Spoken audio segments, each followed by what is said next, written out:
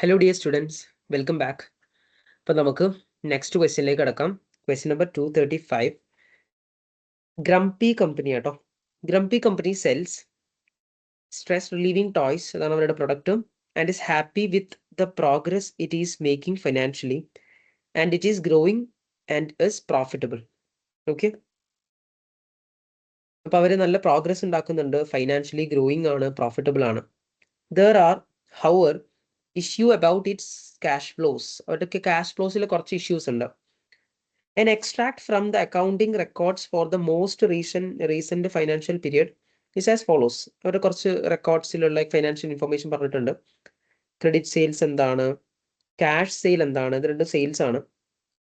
പിന്നെ റിസീവബിൾസ് തന്നെ trade receivables എന്താണ്, ബാക്കി വേറെ വരുന്ന റിസീവബിൾസ് ഉണ്ടായിരിക്കില്ല, അത്. ക്രെഡിറ്റ് പെർച്ചേസ് ഉണ്ട്, ക്യാഷ് പെർച്ചേസ് ഉണ്ട്, പിന്നെ പേയബിൾസിനെ കുറിച്ച് പറയുന്നുണ്ട്, ബാക്കി പേയബിൾസ് ഒക്കെ വാറ്റ് ടാക്സിന്റെ പേയ്മെന്റ് ഒക്കെ ഉണ്ടായില്ല, GST അല്ലെങ്കിൽ വാറ്റിന്റെ പേയ്മെന്റ്, അതൊക്കെ പേയബിൾസ് വേറെ പറയുന്നുണ്ട്. ഇൻവെന്ററിനെ കുറിച്ച് പറയുന്നുണ്ട്. Finished goods inventory at the start opening inventory ആണത്, ഓപ്പണിംഗ് ഇൻവെന്ററി. പിന്നെ അറ്റ് ദ എൻഡിൽ എന്ന് പറയുമ്പോൾ ക്ലോസിംഗ് ഇൻവെന്ററി ആണ്. ഓക്കെ, ഇപ്പൊ ഇത്രയും ഡീറ്റെയിൽസ് ഇൻഫർമേഷൻസ് ഇങ്ങനെ ലിസ്റ്റ് ഔട്ട് ചെയ്തിട്ടുണ്ട്. നമുക്ക് ആവശ്യമുള്ള രീതിയിൽ ഉപയോഗിക്കാം. In one typical cycle of trade, ഒരു ട്രേഡ് സൈക്കിൾ ഉണ്ടല്ലോ, ഇത് ഒരു ഓപ്പറേറ്റിംഗ് സൈക്കിൾ അല്ലെങ്കിൽ ക്യാഷ് ഓപ്പറേറ്റിംഗ് സൈക്കിൾ. ഒരു സൈക്കിളിൽ ഇത് സൈക്കിൾ എക്സ് എന്ന് പറയുന്ന ആ ഒരു സൈക്കിൾ എക്സ് എന്നുള്ള രീതിയിലാണ് പറയുന്നത്. ആ ഒരു ടിപ്പിക്കൽ സൈക്കിളിന്റെ സൈക്കിൾ എക്സ് എന്ന് പറയാം. Goods were ordered on, goods order ചെയ്യുന്നത് ഏത് ഡേറ്റിലാണ്? ഓർഡർ ചെയ്യുന്നത് 17/1. നമ്മൾ സപ്ലയറിന്റെ അടുത്ത് ഗുഡ്സ് ഓർഡർ ചെയ്യുന്നത് ഈ ഡേറ്റിനാണ്. അവിടെ നിന്ന് പിന്നെ 21 ദിവസം കഴിഞ്ഞിട്ടാണ് എന്ത് ഡെലിവർ ആവുന്നത്. ഓർഡർ ചെയ്തത് അവിടെയാണ്, ആ ഓർഡർ ചെയ്ത ഡേറ്റ് മുതൽ ഡെലിവർ ആവാൻ 21 ദിവസം എടുത്തു. The supplier was paid on 25 days, 25th second സപ്ലയറിന് നമ്മൾ പേയ്മെന്റ് കൊടുത്തിട്ടുള്ളത്. അപ്പോൾ ഓർഡർ പ്ലേസ് ചെയ്ത് ഇവിടേക്ക് എത്തി കുറച്ച് കഴിഞ്ഞിട്ടാണ് നമ്മൾ എന്ത് ചെയ്ത് സപ്ലയർക്ക് പേയ്മെന്റ് കൊടുത്തിട്ടുള്ളത്. ആ ഡേറ്റ് പറഞ്ഞിട്ടുണ്ട്. ഈ ഡേറ്റ് ഒക്കെ നമുക്ക് യൂസ് ചെയ്തിട്ടൊരു ഒരു ക്യാഷ് ഓപ്പറേറ്റിംഗ് സൈക്കിൾ ചെയ്യാനുണ്ട്, നമുക്ക് കാൽക്കുലേറ്റ് ചെയ്യാൻ പറ്റും. പിന്നെ അങ്ങനെ നമുക്ക് സാധനം ഇവിടെ എത്തിയിട്ട് ഇൻവെന്ററിയിൽ എത്ര ദിവസം കിടന്നിട്ടുണ്ട് അറിയോ? 62 ദിവസം ഇൻവെന്ററിയിൽ കിടക്കുന്നുണ്ട്. ഇൻവെന്ററി ഡേയ്സ് 60 days ആണ്. ഇനി അങ്ങനെ അത് സെല്ല് ചെയ്തിട്ട് ഗുഡ്സ് സെല്ല് ചെയ്യുന്ന സമയത്ത് 60 daysന്റെ ക്രെഡിറ്റിനാണ് വെക്കുന്നത്. ഓക്കെ, 60 days റിസീവബിൾ ഡേയ്സ്, അതാണ് നമ്മുടെ ക്രെഡിറ്റ് ടേംസ് പറയുന്നത്. ബട്ട് ഇവഞ്ച്വലി നമുക്ക് 68 days കഴിഞ്ഞിട്ടാണ് കിട്ടുന്നത്. 60 daysന്റെ ക്രെഡിറ്റ് പീരീഡ് കൊടുത്താലും 60 days എടുത്തിട്ടാണ് നമ്മുടെ റിസീവബിൾസ് കളക്ട് ആവുന്നത്. 365 days ആണെന്ന് അസ്യൂം ചെയ്യണം. ഈ അവസാനത്തെ പാരഗ്രാഫ്, ആദ്യം കുറെ ഇൻഫർമേഷൻ തന്നിട്ടുണ്ട്. അവസാനത്തെ പാരഗ്രാഫിലും ഒരു നമ്മുടെ ക്യാഷ് എപ്പോൾ സ്പെൻഡ് ആവുന്നു, ഇൻവെന്ററി ആയിട്ട് എത്ര ദിവസം കിടക്കുന്നു, റിസീവബിൾ ആയിട്ട് എത്ര ദിവസം കിടക്കുന്നു എന്നൊക്കെ പറയുന്നത് ഡേറ്റ് ഒക്കെ വെച്ചിട്ട് കുറച്ച് കാര്യങ്ങൾ പറഞ്ഞിട്ടുണ്ട്. ഓക്കെ, നമുക്ക് ആദ്യം what is the accounts receivable collection period പറയാം. റിസീവബിളിന്റെ കളക്ഷൻ പീരീഡ് എന്താണ്? സിമ്പിൾ ആണ്. Receivables divided by credit sales into ഈ ക്വസ്റ്റ്യനിൽ 365 days ആണ്. ഓക്കെ, അപ്പൊ നമുക്ക് നമ്മുടെ ഇൻഫർമേഷൻ നോർമലി നോക്കിയാൽ മതി. ടേബിൾ ഡാറ്റ എന്നാണ് കണ്ടുപിടിക്കേണ്ടത്. റിസീവബിൾസ് എത്രയാണ്? Receivables 85,000, credit sales 480,000. ഓക്കെ, അത് രണ്ടും എടുക്കുക. 85,000 ഡിവൈഡഡ് ബൈ 480,000 ഇൻറ്റു 365. അങ്ങനെ ചെയ്യുന്ന സമയത്ത് നമുക്ക് 65 days എന്നുള്ളത് കിട്ടും. ഓക്കെ, ഓപ്ഷൻ ബി ആണ് ആൻസർ വരുന്നത്. ഓപ്ഷൻ ബി ആണ് ആൻസർ വരുന്നത്. സെക്കൻഡ് വൺ, പേയബിൾസിന്റെ പേയ്മെന്റ് പീരീഡ് എന്താണ്? ടേബിൾ ഡാറ്റയെന്ന്. ഓക്കെ, അതിന്റെ ഇക്വേഷൻ വരുന്നത് നമ്മുടെ പേയബിൾസ്, അത് ട്രേഡ് പേയബിൾസ് ആട്ടോ. എന്തുകൊണ്ടാണ് ഞാൻ ഫുൾ റിസീവബിൾ എടുക്കാത്തത്? ഇവിടെ ഞാൻ ഈ അതർ റിസീവബിൾ എടുത്തില്ല. എന്തുകൊണ്ടാ? ഇത് ട്രേഡ്, അതായത് നമ്മൾ കസ്റ്റമറിന് സെല് ചെയ്യുന്ന സമയത്ത് ആ പൈസ കിട്ടാൻ എത്ര സമയം എടുത്തു എന്നാണ്. അപ്പൊ അതുകൊണ്ട് ഫുൾ റിസീവബിൾ എടുക്കണം? ഫുൾ റിസീവബിൾ എടുക്കണ്ട, ട്രേഡ് റിസീവബിൾ മാത്രം എടുത്താൽ മതി. ഇനി പേയബിൾസിന്റെ പേയ്മെന്റ് പീരീഡ് കാണുമ്പോഴും ട്രേഡ് പേയബിൾ മാത്രം എടുത്താൽ മതി, ബാക്കി പേയബിൾസ് ഉണ്ടല്ലോ അത് എടുക്കണ്ട. Okay, payables divided by credit purchase into 365. Okay, അപ്പൊ അതിലെ പേയബിൾസ് വരുന്നത് 30,000, ക്രെഡിറ്റ് പർച്ചേസ് വരുന്നത് 212,000. അത് രണ്ടും വെച്ചിട്ട് 30,000 ഡിവൈഡഡ് ബൈ 212,000 ഇൻറ്റു 365 ചെയ്യുന്ന സമയത്ത് നമുക്ക് കിട്ടുന്നത് 52 ഡേയ്സ് ആണ്. 52 ഡേയ്സ് ആണ് നമ്മുടെ ആൻസർ വരുന്നത്, പേയബിൾസ് പേയ്മെന്റ് പീരീഡ്. അടുത്തത് inventory holding period at the year end. Year എൻഡിലുള്ള ഇൻവെന്ററി ഹോൾഡിംഗ് പീരീഡ് എന്താണെന്നാണ്. അപ്പൊ നമ്മൾ എടുക്കേണ്ടത് ക്ലോസിംഗ് ഇൻവെന്ററി ഡിവൈഡഡ് ബൈ, നമ്മളോട് inventory average inventory holding period ചോദിക്കുകയാണെങ്കിലോ, ആവറേജ് ഇൻവെന്ററി ഹോൾഡിംഗ് പീരീഡ് ചോദിക്കുകയാണെങ്കിൽ ന്യൂമറേറ്ററിൽ നമ്മൾ ആവറേജ് ഇൻവെന്ററി ആണ് എടുക്കേണ്ടത്. ഓപ്പണിംഗും ക്ലോസിംഗും എടുത്തിട്ട് ഡിവൈഡ് ആവറേജ് കണ്ടുപിടിച്ചിട്ട്, ഇവിടെ ഇയർ എൻഡിലോ ഇൻവെന്ററി ഹോൾഡിംഗ് പീരീഡ് എന്ന് പറഞ്ഞുകൊണ്ട് നമ്മൾ ക്ലോസിംഗ് ഇൻവെന്ററി എടുക്കുന്നു. Divided by cost of sales into 365. Okay, അവിടെ ക്ലോസിംഗ് ഇൻവെന്ററി തന്നിട്ടുണ്ട്. ക്ലോസിംഗ് ഇൻവെന്ററി എത്രയാ? 52,000. അപ്പൊ ന്യൂമറേറ്ററിൽ എടുക്കേണ്ടത് 52,000 ആണ്. കോസ്റ്റ് ഓഫ് സെയിൽസ് തന്നിട്ടുണ്ടോ? കോസ്റ്റ് ഓഫ് സെയിൽസ് എവിടെയും തന്നിട്ടുണ്ടോ? ഇല്ല. ആ കോസ്റ്റ് ഓഫ് സെയിൽസ് നമുക്ക് കണ്ടുപിടിക്കണം. ഓക്കെ, കോസ്റ്റ് ഓഫ് സെയിൽസിന്റെ ഇക്വേഷൻ അറിയാം. Cost of sales is equal to opening inventory plus purchases minus closing inventory. എത്രയാണ് opening inventory? Opening inventory is 45,000 plus purchases എത്ര? പെർച്ചേസ് വരുന്നത് 212 ക്രെഡിറ്റ് പെർച്ചേസ് മാത്രമല്ല, ടോട്ടൽ പെർച്ചേസ് വരുമ്പോൾ എത്ര? 212,000 credit purchase plus 21,000 cash purchase minus closing inventory എത്രയാ? 52,000. Okay, അപ്പൊ അങ്ങനെ cost of sales എല്ലാം കൂടെ ചെയ്യുന്ന സമയത്ത് ആൻസർ വരുന്നത് 226,000 ആണ് കോസ്റ്റ് ഓഫ് സെയിൽസ് വരുന്നത്. ഓക്കെ, അപ്പൊ ഇൻവെന്ററി ഹോൾഡിംഗ് പീരീഡിൽ ഡിനോമിനേറ്ററിലെ കോസ്റ്റ് ഓഫ് സെയിൽസ് കിട്ടി 226,000 ഇൻറ്റു 365. ദ ആൻസർ ഇസ് എത്രയാ? 84 ഡേയ്സ് ആണ് വരുന്നത്. 84 ഡേയ്സ് ആണ് വരുന്നത്. ഓക്കെ, അപ്പൊ 3 ക്വസ്റ്റ്യൻ നമ്മൾ ചെയ്തു. സിമ്പിൾ ആയിരുന്നു, കുഴപ്പമില്ല. എനിക്ക് 4ാമത്തെ ക്വസ്റ്റ്യൻ കുറച്ച് സമയം എടുക്കും. ദാറ്റ് ഈസ് നമ്മുടെ ഒരു സൈക്കിളിനെ കുറിച്ച് പറഞ്ഞിട്ടുണ്ടായിരുന്നില്ലേ? ഒരു സൈക്കിൾ എക്സ് എന്ന് പറയുന്ന എപ്പോഴാണ് നമ്മൾ സപ്ലയർക്ക് ഓർഡർ കൊടുക്കുന്നത്, എപ്പോഴാണ് ഈ സപ്ലയർ സാധനം ഇവിടേക്ക് എത്തിക്കുന്നത്, അങ്ങനെ ആ ഒരു ഡേയ്സിൽ നമ്മുടെ ക്യാഷ് ഓപ്പറേറ്റിംഗ് സൈക്കിൾ കാൽക്കുലേറ്റ് ചെയ്യാനാണ് പറഞ്ഞത്. ക്യാഷ് ഓപ്പറേറ്റിംഗ് സൈക്കിൾ എന്താണെന്നറിയാം? നമ്മൾ സപ്ലയർക്ക് പൈസ കൊടുത്തത് മുതൽ അല്ലെങ്കിൽ സപ്ലയർക്ക് സാധനം വാങ്ങിച്ചു ഞാൻ പറയുന്നില്ല, സപ്ലയർക്ക് സാധനം വാങ്ങിച്ച് ഇവിടെ എത്തിക്കഴിഞ്ഞാൽ പിന്നെ ഇൻവെന്ററി ഡേയ്സ് സ്റ്റാർട്ട് ആയി. നമ്മൾ സപ്ലയർ അടുത്ത് പേയ്മെന്റ് കൊടുത്തു കഴിഞ്ഞ് അവിടെ നിന്ന് പിന്നെ റിസീബിൾ കസ്റ്റമേഴ്സിന്റെ അടുത്ത് റിസീബിൾ ആയിട്ട് കഴിഞ്ഞ് ക്രെഡിറ്റ് കഴിഞ്ഞ് പൈസ കിട്ടാൻ വേണ്ടിയിട്ട് എത്ര സമയം എടുക്കുന്നു, അതാണ് cash operating cycle, working capital cycle. അപ്പൊ നമ്മൾ എങ്ങനെയാ ചെയ്യാറ്? ഇൻവെന്ററി ഡേയ്സ് എടുക്കും, പ്ലസ് റിസീബിൾ ഡേയ്സ് എടുക്കും, പിന്നെ മൈനസ് പേയബിൾ ഡേയ്സ്. അപ്പൊ ഇതിൽ 3 എനിക്ക് കിട്ടണം. എനിക്ക് 3 കിട്ടണം. ഇൻവെന്ററി ഡേയ്സ് എത്രയാ എന്നുള്ളത് കിട്ടണം, റിസീവബിൾ ഡേയ്സ് എത്രയാന്ന് കിട്ടണം, പേയബിൾ ഡേയ്സ് കിട്ടണം. ഓക്കെ, അപ്പൊ അതില് inventory days, receivable days, payable days. ഇനി അവിടെ പറയുന്നുണ്ട് എന്താണ്, നമ്മൾ ഗുഡ്സ് ഓർഡർ ചെയ്യുന്നത് 17/1 ഓക്കെ, അപ്പൊ നമ്മൾ ആ ഒരു ഇത് ചെയ്യണമെങ്കിൽ ആദ്യം ഗുഡ്സ് ഓർഡർ ചെയ്യുന്നത് എന്നാണ് എപ്പോഴാ? 17/1 ഗുഡ്സ് ഓർഡർ ചെയ്യുന്നത്. ഇനി ഗുഡ്സ് ഓർഡർ ചെയ്യുമ്പോൾ ഇൻവെന്ററി ആയിട്ട് കിട്ടിയിട്ടുണ്ടോ? അല്ലെ, ഗുഡ്സ് ഓർഡർ ചെയ്തിട്ടേ ഉള്ളൂ, പിന്നെ അത് ഡെലിവർ ചെയ്യണ്ടേ? ഡെലിവേർഡ് എപ്പോഴാ? ഗുഡ്സ് ഡെലിവർ ആവുന്നത് 21 ഡേയ്സ് കഴിഞ്ഞിട്ടാ.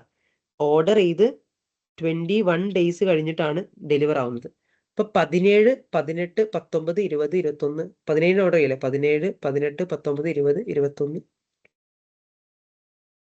26, 27, 28, 29, 30, 1, 2, 3, 4, 5, 6, 7, 21 ദിവസം എന്ന് പറയുമ്പോൾ 7ാം തീയതി 7th of next month 7/2 deliver ആവുന്നത്.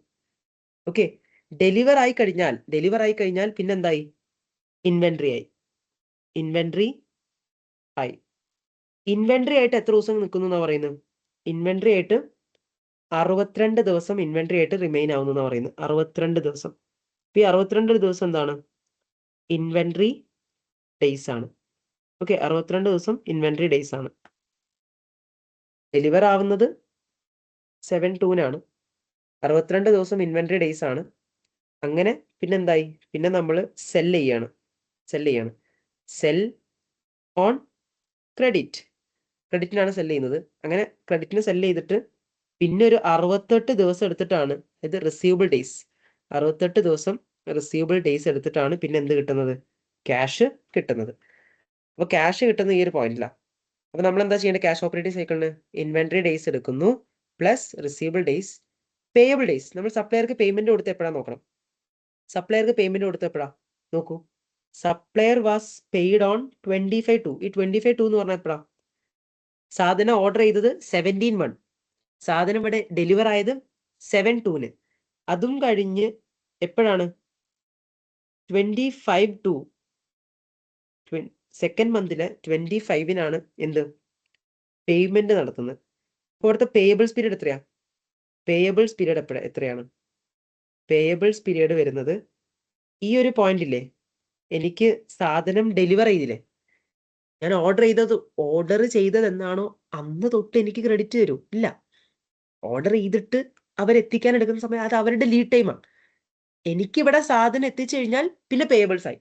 അവിടെ ഞാൻ പൈസ കൊടുക്കണമായിരുന്നു. ഇത് 7/2 ഞാൻ പൈസ കൊടുക്കണമായിരുന്നു. ബട്ട് 7/2 ഞാൻ പൈസ കൊടുത്ത് 25/2 ഞാൻ പൈസ കൊടുത്തത്. 7/2 മുതൽ 25/2 വരെ എത്ര ദിവസമാണ്? ആ ദിവസമാണ്, ആ ഒരു പീരീഡാണ് പേയബിൾസ് പീരീഡ് വരുന്നത്. ആ ഒരു ദിവസമാണ് എനിക്കിവിടെ എൻ്റെ പേയബിൾസ് പീരീഡ് വരുന്നത്. അപ്പോൾ 7 മൈനസ് 25 മൈനസ് 7 എത്ര? 25 മൈനസ് 7 വരുന്നത് 18 ദിവസം. ഓക്കെ, അപ്പോൾ 18 ഡേയ്സ് ആണ് വരുന്നത്. 18 ഡേയ്സ് എടുത്തിട്ടുണ്ട്. 7-ാം തീയതി ഞാൻ സാധനം വാങ്ങിച്ചു, 7-ാം തീയതി എനിക്ക് ഡെലിവർ ആയി.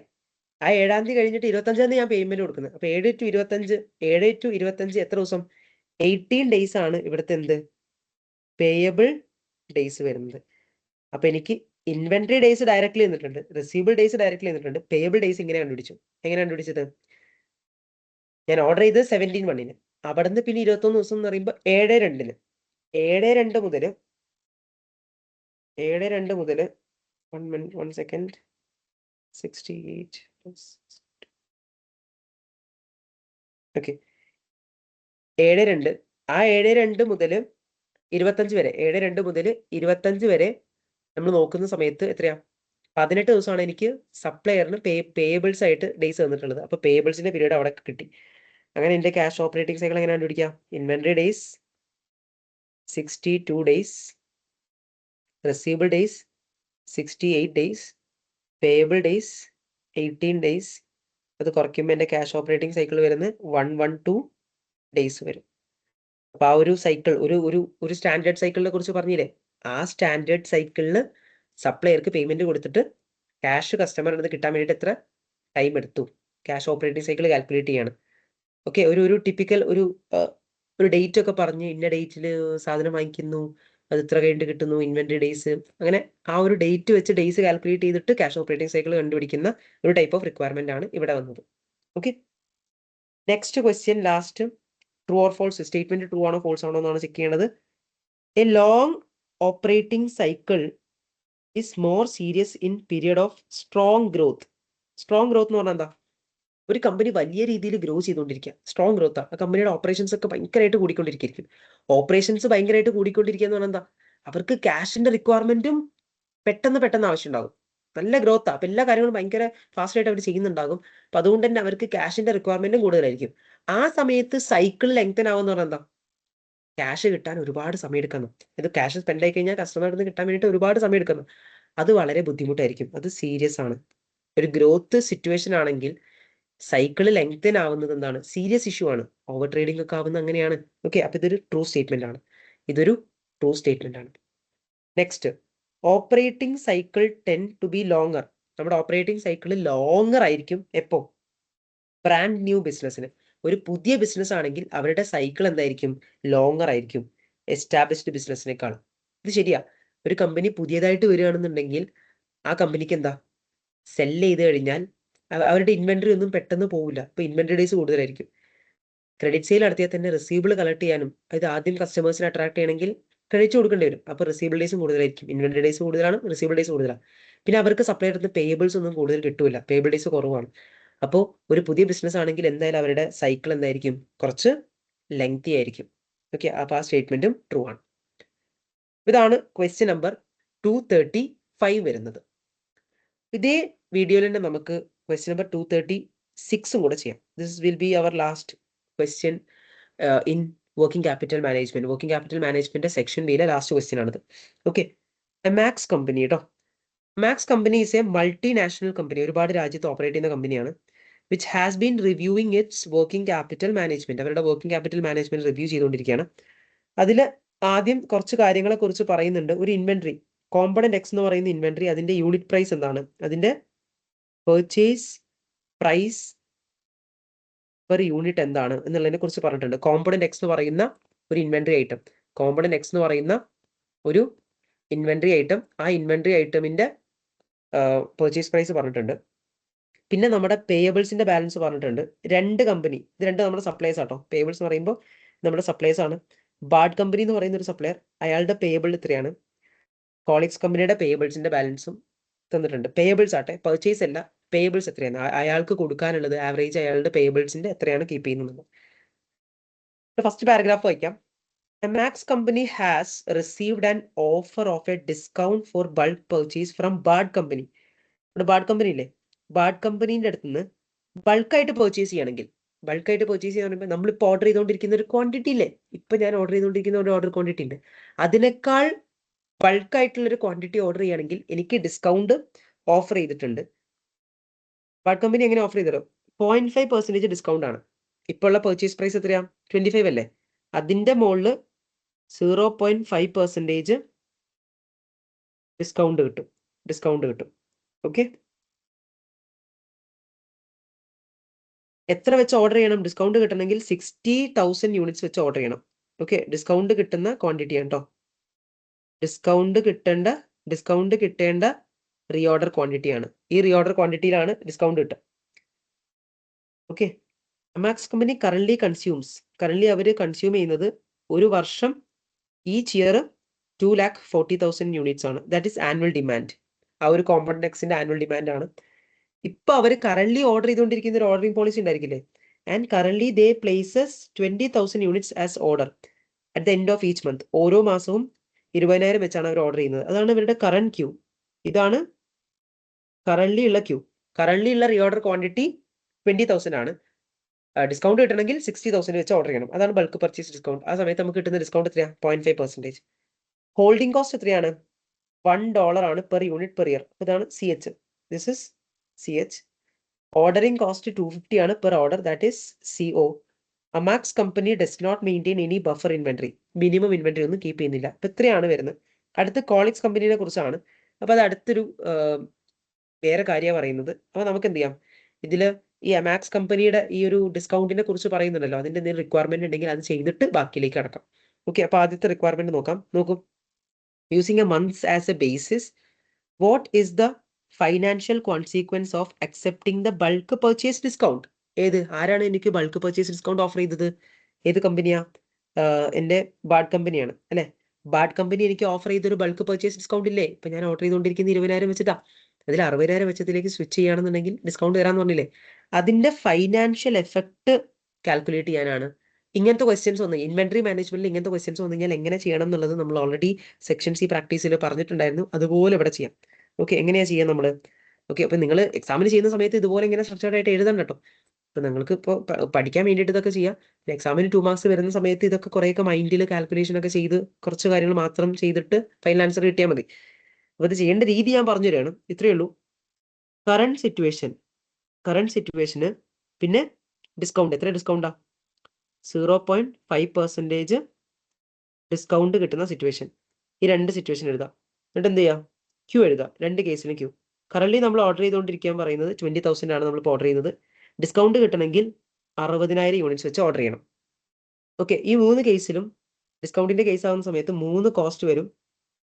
പെർച്ചേസ് കോസ്റ്റ്, ഹോൾഡിംഗ് കോസ്റ്റ്, ഒരു വർഷത്തെ ഹോൾഡിംഗ് കോസ്റ്റ്, പിന്നെ ഒരു വർഷത്തെ ഓർഡറിംഗ് കോസ്റ്റ്. ഇത് 3ആണ് നമ്മൾ കണ്ടുപിടിക്കേണ്ടത്. എന്നിട്ട് നമുക്ക് ഇത് സം ചെയ്യുന്ന സമയത്ത് നമുക്ക് ടോട്ടൽ കോസ്റ്റ് കിട്ടും. എന്നിട്ട് അതിലുള്ള കുറവ് എത്രയാണ്, കറന്റ് ഉള്ള കോസ്റ്റിനേക്കാൾ ഡിസ്കൗണ്ട് കിട്ടുമ്പോൾ കോസ്റ്റ് കുറയുന്നുണ്ടെങ്കിൽ അതാണ് നമ്മൾ നോക്കേണ്ടത്. ഇനി ഇതാണ് നമ്മുടെ മെയിൻ. ഈ മെയിനിൽ നമ്മൾ എന്ത് ചെയ്യണം, ഈ മെയിൻ വർക്കിംഗ് നോട്ട്, ഇതിൻ്റെ കൂടെ നമ്മൾ ഇവിടെ നമ്മുടെ മെയിൻ ആയിട്ട് അല്ലെങ്കിൽ നമ്മുടെ ബാക്കി കാര്യങ്ങളും കൂടെ എഴുതണം. അതായത് എന്തൊക്കെയാ, ആനുവൽ ഡിമാൻഡ് എത്രയാ, ആനുവൽ ഡിമാൻഡ് എത്രയാ? പെർച്ചേസ് പ്രൈസ് പെർ യൂണിറ്റ് എത്രയാ? CH എന്താണ്, CO എന്താണ് എന്നുള്ളതൊക്കെ എഴുതണം. പിന്നെ മിനിമം ഇൻവെന്ററി ഒന്നും ഇല്ല എന്ന് പറഞ്ഞത്. ഓക്കെ, ആനുവൽ ഡിമാൻഡ് എത്രയാണെന്നാ പറഞ്ഞത്? 240,000 യൂണിറ്റ്സ് ആണ് ആനുവൽ ഡിമാൻഡ്. അത് ഏത് കേസ് ആണെങ്കിലും, അത് കറണ്ട് ആണെങ്കിലും ഡിസ്കൗണ്ട് ആണെങ്കിലും ആനുവൽ ഡിമാൻഡ് മാറുന്നൊന്നുമില്ല 240,000. ഓക്കെ, CH വരുന്നത് 1 ആണ്, CO വരുന്നത് 250 ആണ്. CH വരുന്നത് എത്രയാണ്? 1 ആണ്. അത് $1 എമൗണ്ട് പറഞ്ഞിട്ടുണ്ട്. ഏത് കേസിലാണെങ്കിലും CH മാറുന്നൊന്നും പറഞ്ഞിട്ടില്ല. CO 250 ആണ്, അതും മാറുന്നതായിട്ട് പറഞ്ഞിട്ടില്ല. പെർച്ചേസ് പ്രൈസ് പെർ യൂണിറ്റ് എന്താണ്? കറണ്ടിലെ പെർച്ചേസ് പ്രൈസ് പെർ യൂണിറ്റ് എന്താണ്? ഡിസ്കൗണ്ട് കിട്ടുമ്പോഴുള്ള പെർച്ചേസ് പ്രൈസ് പെർ യൂണിറ്റ് എന്താണ്? കറണ്ട്ലി ഉള്ള പെർച്ചേസ് പ്രൈസ് പെർ യൂണിറ്റ് 25 ആണ്. ഡിസ്കൗണ്ട് കിട്ടുമ്പോൾ എത്രയാകും? ഡിസ്കൗണ്ട് കിട്ടുന്ന സമയത്ത് 25 ഇൻറ്റു 1 മൈനസ് 0.0 എത്ര? 0.5% അല്ലേ? 0.05 വരും. 5% കുറയ്ക്കുക. 5% കുറയ്ക്കുക. 25ന്റെ 5% കുറയ്ക്കുക. 0.995. 5% അല്ല, 0.5% കുറയ്ക്കുക. ഓക്കെ, അപ്പോൾ എത്രയാണ്? 25 ഇൻറ്റു 1 മൈനസ് ദാറ്റ് 0.5% പറയുമ്പോൾ 0.005. 1 മൈനസ് 0.005 എത്ര വരും? 24.875 ആണ് പെർച്ചേസ് പ്രൈസ് പെർ യൂണിറ്റ് വരുന്നത് ഡിസ്കൗണ്ട് കിട്ടുന്ന കേസിൽ. അപ്പോൾ പെർച്ചേസ് പ്രൈസ് പെർ യൂണിറ്റ് മാത്രം രണ്ട് കേസിൽ രണ്ട് മാറുന്നുണ്ട്, ബാക്കിയൊക്കെ സെയിം. അങ്ങനെ നമ്മളിവിടെ ടോട്ടൽ ഇൻവെന്ററി കോസ്റ്റ് കണ്ടുപിടിക്കുകയാണ്. പെർച്ചേസ് കോസ്റ്റ് കണ്ടുപിടിക്കുന്ന ആനുവൽ ഡിമാൻഡ് ആണ്. Annual demand 240,000 into purchase price per unit ആണ്. അതിവിടെ 240,000 ഇൻറ്റു 25 വരും നോർമലിൽ. ഇവിടെ എത്രയാ? 24.875 വരും. ഓക്കെ, അപ്പോൾ അത് ചെയ്യുന്ന സമയത്ത് എത്ര വരുന്നത്? 240,000 ഇൻറ്റു 25 എത്രയാ? 6 മില്യൺ വരും. മറ്റെടുത്ത് 24.875 ചെയ്യുമ്പോൾ 5970,000 വരും. ഓക്കെ, ഇതാണ് പെർച്ചേസ് കോസ്റ്റ്. ഹോൾഡിംഗ് കോസ്റ്റ് എങ്ങനെയാണ് പിടിക്കുക? CH into average inventory. CH എത്രയാ? 1 ആണ്. ആവറേജ് ഇൻവെന്ററിയിൽ മിനിമം ഇൻവെന്ററി ഒന്നും ഇല്ല. മിനിമം ഇൻവെന്ററി ഇല്ലാത്തതുകൊണ്ട് ജസ്റ്റ് Q/2 മാത്രം. Q എത്രയാ? 20,000/2 പ്ലസ് മിനിമം ഇൻവെന്ററി ഇല്ല കേട്ടോ. ഇവിടെയും CH ഇൻറ്റു 20 Q ഇവിടെ 60,000 ആയി /2 വരുന്ന സമയത്ത് ഇവിടെ എത്രയാ? ഇത് 10,000 വരും. ഇവിടെ 60,000ന്റെ ഹാഫ് 30,000 വരും. ഓക്കെ, ഇങ്ങനെ വരും. ഇതാണ് ഹോൾഡിംഗ് കോസ്റ്റ് വരുന്നത്. ഓർഡറിംഗ് കോസ്റ്റ് വരുന്നത് CO, cost of 1 order 250 into number of orders. Number of orders എങ്ങനെ പിടിക്കാം? D/Q, annual demand divide by Q. Annual demand വരുന്നത് 240,000 ആണ്. Divided by reorder quantity Q ചെയ്യാം. ഇവിടെയും 250 ഇൻറ്റു ആനുവൽ ഡിമാൻഡ് എത്രയാണ്? 240,000 ആണ്. ഡിവൈഡഡ് ബൈ ക്വാണ്ടിറ്റി വരുന്നത് 60,000. Okay, അപ്പോൾ ആ രീതിയിൽ ചെയ്യുന്ന സമയത്ത് 250 ഇൻറ്റു 240,000 ഡിവൈഡഡ് ബൈ 20,000 എത്രയാണ്? 3,000 വരും. ഇവിടുത്തെ ഓർഡറിംഗ് കോസ്റ്റ് 3,000 ആണ്. മറ്റടുത്ത ഓർഡറിംഗ് കോസ്റ്റ് ഡിവൈഡഡ് ബൈ 20,000 എന്നുള്ളത് 60,000 ആയി. എത്രയാണ്? 1,000 ആണ് വരുന്നത്. അങ്ങനെ നമ്മൾ രണ്ട് കേസിലെയും ടോട്ടൽ ഇൻവെന്ററി കോസ്റ്റ് ചെയ്യുന്ന സമയത്ത് 6 മില്യൺ പ്ലസ് 10,000 പ്ലസ് 3,000 എത്ര വരും? 13,000 വരും. 6013 13,000. പിന്നെ അടുത്തത് 5970,000 പ്ലസ് 30,000 പ്ലസ് 1,000 എത്രയാണ്? 6001,000. ഓക്കെ, ഇവിടെ നോക്ക്.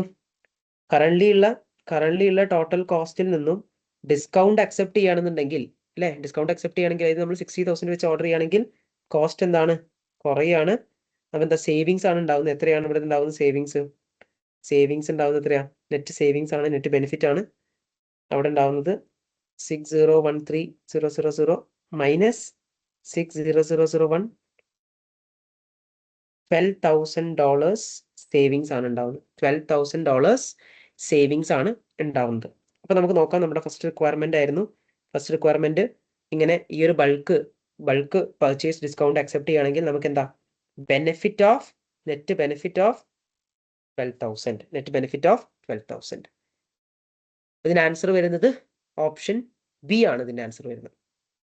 ഓക്കെ, പിന്നെ അടുത്തത് ഒരു ഏർലി സെറ്റിൽമെന്റ് ഡിസ്കൗണ്ടിനെ കുറിച്ചാണ്. നമ്മൾ ഫുൾ വായിച്ചിട്ടില്ലായിരുന്നു ക്വസ്റ്റ്യനിലെ, ഈ പാരഗ്രാഫ് മാത്രമേ വായിച്ചിട്ടുള്ളൂ. ഇനി നമുക്ക് കോളിക്സ് കമ്പനിയെ കുറിച്ച് പറയാം. കോളിക്സ് കമ്പനി. ഓക്കെ, കോളിക്സ് കമ്പനി എ മേജർ സപ്ലയർ, ഒരു മേജർ സപ്ലയർ ആണ്. കോളിക്സ് കമ്പനി മേജർ സപ്ലയർ ആണ് കേട്ടോ.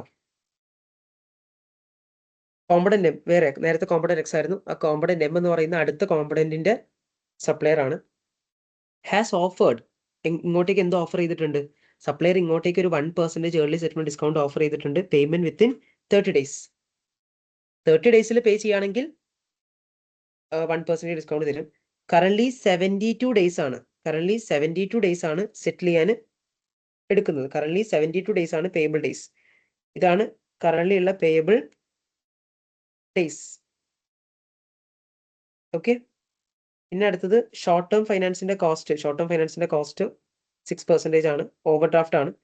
സർപ്ലസ് ക്യാഷ് ഒന്നുമില്ല. 360 days ആണ് എടുക്കേണ്ടത്. ഇനി എവിടെയെങ്കിലും എടുക്കുകയാണെങ്കിൽ, ഇപ്പൊ കറന്റ് ഡീസെൻട്രലൈസ്ഡ് ട്രഷറി ഫംഗ്ഷൻ ആണ്. അതിനെക്കുറിച്ച് നമുക്ക് പറയും. സെൻട്രലൈസ്ഡിലേക്ക് ഇംപ്ലിമെന്റ് ചെയ്യാൻ പറയുന്നത് ഇത്രയാണ് പറയുന്നത്. അപ്പൊ നമ്മളോട് ചോദിക്കുന്നത് എന്താണ്? Using days as basis, days ആയിട്ട് എടുത്തിട്ട് what is the financial consequence of accepting early settlement discount? എന്താ പറഞ്ഞത്? സപ്ലയർ ഓഫർ ചെയ്ത, നമ്മളുടെ കേസിൽ കേട്ടോ, നമ്മൾ കൊടുക്കുന്ന ഏർലി സെറ്റിൽമെന്റ് ഡിസ്കൗണ്ട് അല്ല, അതിന്റെ ഇവാലുവേഷൻ നമ്മൾ പറഞ്ഞിട്ടുണ്ട്. റിസീവബിൾസും അല്ലെങ്കിൽ ക്രെഡിറ്റ് സെയിൽസും റിസീവബിൾസ് കുറഞ്ഞാൽ ഫൈനാൻസ് കോസ്റ്റ് സേവ് ആകും, അഡ്മിനിസ്ട്രേഷൻ കോസ്റ്റ് എക്സ്ട്രാ വരും, ഡിസ്കൗണ്ട് ഗിവൺ ചെയ്യുന്ന കോസ്റ്റ് ആണ്. അങ്ങനത്തെ കുറച്ച് കേസസ് ഒക്കെ വെച്ചിട്ട് ഏർലി സെറ്റിൽമെന്റ് ഡിസ്കൗണ്ട് ഇവാലുവേറ്റ് ചെയ്യുന്ന നമ്മൾ പഠിച്ചിട്ടുണ്ട്.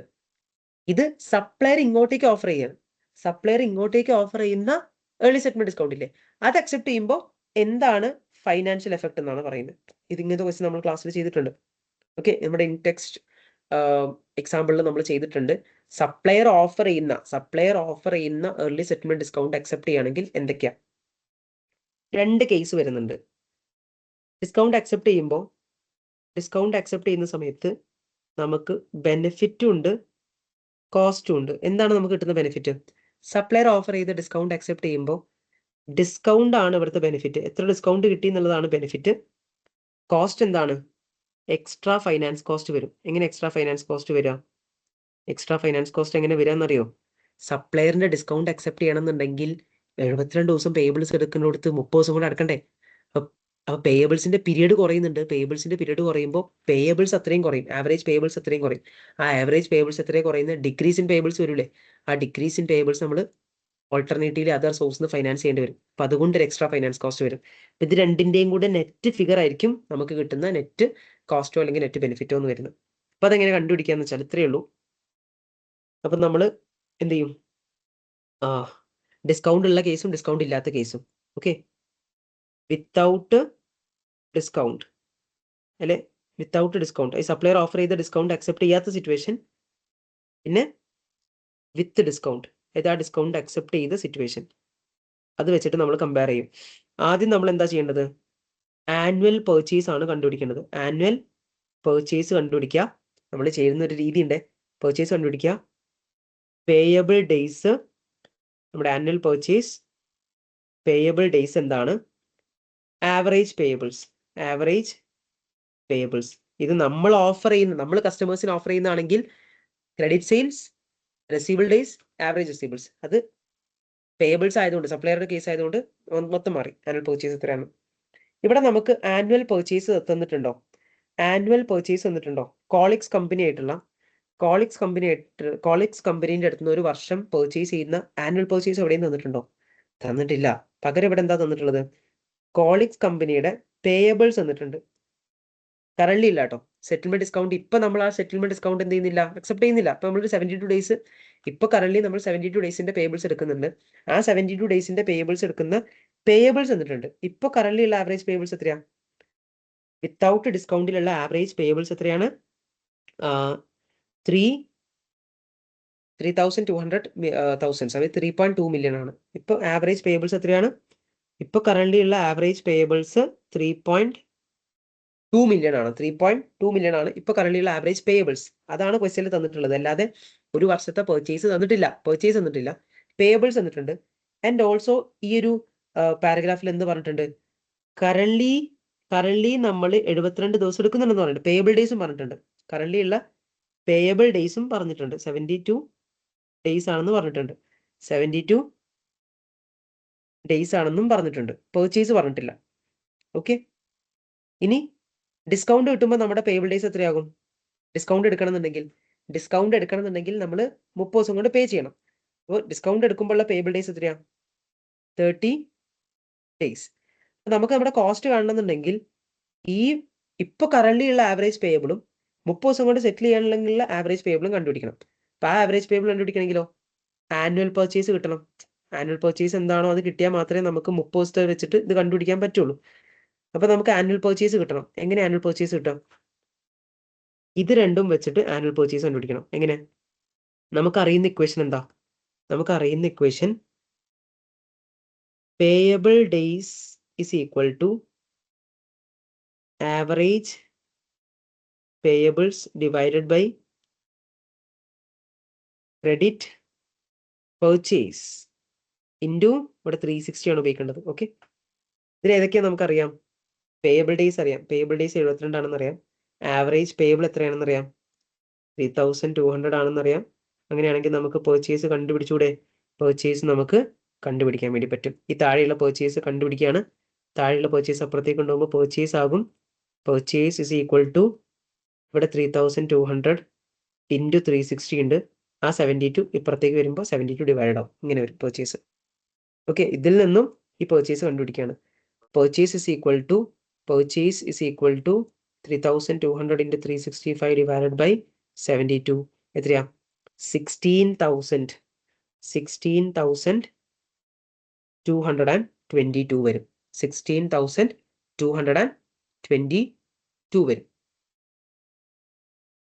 16,222 ആണ് ക്രെഡിറ്റ് പർച്ചേസ് വരുന്നത്. 365 അല്ലേ? 360 ആണ്. സോറി, 360. 16,000 വരും. 16,222 അല്ല, 16,000 വരും. ഓക്കെ, അപ്പോൾ തന്നെയായിരിക്കും ഇവിടുത്തെ. ഡിസ്കൗണ്ട് കിട്ടുകയാണെന്നുണ്ടെങ്കിലും നമ്മുടെ പെർച്ചേസ് കൂടുതലാവുന്നില്ലല്ലോ. പെർച്ചേസ് തന്നെയാണ്, ആനുവൽ പെർച്ചേസ് തന്നെയാണ്. അപ്പോൾ നമ്മുടെ ഡിസ്കൗണ്ട് ഒന്നും ഈ സപ്ലയർ ഓഫർ ചെയ്ത് ഡിസ്കൗണ്ട് അക്സെപ്റ്റ് ചെയ്യുന്നില്ല എന്ന് പറയുമ്പോൾ നമ്മൾ അവിടുത്തെ നോർമൽ ക്രെഡിറ്റ് പീരീഡ് ആയിട്ടുള്ള 72 ഡേയ്സിലാണ് എടുക്കുന്നത്. അതുകൊണ്ടാണ് നമ്മുടെ പേബിൾസ് 3.2 മില്യൺ വരുന്നത്. നമ്മൾ കോളിക്സ് കമ്പനിയുടെ അടുത്ത് 3.2 മില്യൺ പേബിൾസ് എടുക്കുന്നുണ്ട്. ആ പേയബിൾസും ഡേയ്സും വെച്ചിട്ട് പർച്ചേസ് കണ്ടുപിടിച്ചു. ആ പർച്ചേസ് എഴുതി. ആ പർച്ചേസിന്റെ ഈ പർച്ചേസ് വെച്ചിട്ട് ആനുവൽ പർച്ചേസിന്റെ നമ്മൾ ഇനി 72 ഡേയ്സ് എന്താക്കുന്നില്ല? പേയബിൾസിന്റെ പീരീഡ് എടുക്കുന്നില്ല. 30 ഡേയ്സ് എടുക്കുന്നുള്ളൂ. അപ്പോൾ 30 ഡേയ്സ് എടുക്കുന്ന സമയത്ത് നമ്മുടെ പേയബിൾസ് കുറയും. എത്ര പേയബിൾസ് വരിക? Purchase into 30 divide by 360. Purchase into ആ ഒരു 16,000 എന്ന് പറയുന്ന പർച്ചേസിന്റെ 30 ഡിവൈഡ് ബൈ 360 എത്ര വരിക? നമ്മുടെ 1333 വരുള്ളൂ. 1333. അപ്പം നമ്മുടെ പേയബിൾസ് എന്തായി? മുന്നേ നമ്മൾ ഡിസ്കൗണ്ട് എടുക്കാത്ത സമയത്ത്, സപ്ലയർ ഓഫർ ചെയ്ത് ഡിസ്കൗണ്ട് എടുക്കാത്ത സമയത്ത് 3.2 മില്യൺ പേയബിൾസ് അവൈൽ ചെയ്യുമായിരുന്നു. അത്ര എമൗണ്ട് പേയബിൾസ് നമ്മൾ ഫൈനാൻസ് ചെയ്യുന്നുണ്ടായിരുന്നു. ഇനി ഡിസ്കൗണ്ട് എടുക്കുമ്പോൾ നമ്മൾ 30 ദിവസം കൊണ്ട് സെറ്റിൽ ചെയ്യണ്ടേ? 30 ദിവസം കൊണ്ട് സെറ്റിൽ ചെയ്യുമ്പോൾ അത്രയും ഡേയ്സ് കുറയുന്നതുകൊണ്ട് പേയബിൾസും കുറയും. പേയബിൾസ് കുറഞ്ഞിട്ടുണ്ട്. ഡിക്രീസ് ഇൻ പേയബിൾസ് ഉണ്ടായിട്ടുണ്ട്. എത്രയാണ് decrease in payables? Decrease in payables ഉണ്ടായിട്ടുള്ളത് എത്രയാ നോക്കുന്ന സമയത്ത് 1867 ആണ്. 1867 ആണ് എന്ത് ഡിക്രീസ് ഇൻ പേയബിൾസ് ഉണ്ടായിട്ടുള്ളത്. ഇത് നമ്മൾ എന്ത് ചെയ്യേണ്ടി വരും? ഈ എമൗണ്ട് ഈ ഒരു ഡിഫറൻസ് ഇല്ലേ? പേയബിൾസ് എത്ര കുറഞ്ഞു? മുന്നേ നമ്മൾ അത്ര പേയബിൾസ് എടുത്തിട്ടുണ്ടായിരുന്നു. ഇപ്പം നമുക്ക് അത്ര പേയബിൾസ് എടുക്കാൻ പറ്റുന്നില്ല. അപ്പോൾ പേയബിൾസ് എത്രയാണോ എടുക്കാൻ പറ്റാത്തത് അത് നമ്മൾ ബാക്കിയുള്ള അതർ സോഴ്സിൽ നിന്ന് ഫൈനാൻസ് ചെയ്തിട്ടുണ്ടായിരിക്കും. This need to be financed from the other source. At other സോഴ്സിൽ നിന്നുള്ള ഫൈനാൻസ് കോസ്റ്റ് എത്രയാ? നമ്മൾ നോർമലി ഷോർട്ട് ടേം ഫൈനാൻസിന് 6% ആണ് കോസ്റ്റ് വരുന്നത്. അപ്പോൾ 6% വരും. അപ്പോൾ ഇവിടുത്തെ എക്സ്ട്രാ ഫൈനാൻസ് കോസ്റ്റ് എത്രയാണ്? എക്സ്ട്രാ ഫൈനാൻസ് കോസ്റ്റ് എത്രയാണെന്നറിയോ? Extra finance cost is equal to 1867 into 6%. ഈ ഒരു 1867ന്റെ 6% എത്ര വരും? 112 വരും. 112 ഫൈനാൻസ് കോസ്റ്റ് വരുന്നത്. അപ്പൊ നമ്മൾ ഡിസ്കൗണ്ട് അക്സെപ്റ്റ് ചെയ്യുകയാണെങ്കിൽ, അതായത് സപ്ലയർ ഓഫർ ചെയ്ത കോളിക് കമ്പനിയിലെ ആ കോളിക്സ് കമ്പനി ഓഫർ ചെയ്ത ഡിസ്കൗണ്ട് നമ്മൾ അക്സെപ്റ്റ് ചെയ്യുകയാണെങ്കിൽ 30 ദിവസം കൊണ്ട് അടക്കും. 30 ദിവസം കൊണ്ട് അടക്കുമ്പോൾ പേയബിൾസ് കുറയും.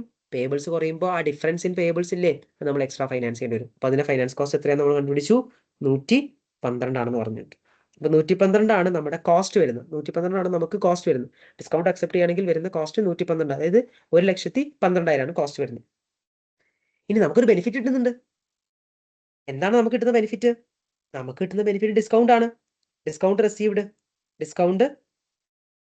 എത്രയാണ്? ഡിസ്കൗണ്ട് റിസീവ്ഡ് എത്രയാ? അവിടെ കണ്ടുപിടിക്കാം. നമുക്ക് ഡിസ്കൗണ്ട് റിസീവ്ഡ് കണ്ടുപിടിക്കാം. എത്രയാണ് നമുക്ക് കിട്ടുന്ന ഡിസ്കൗണ്ട്?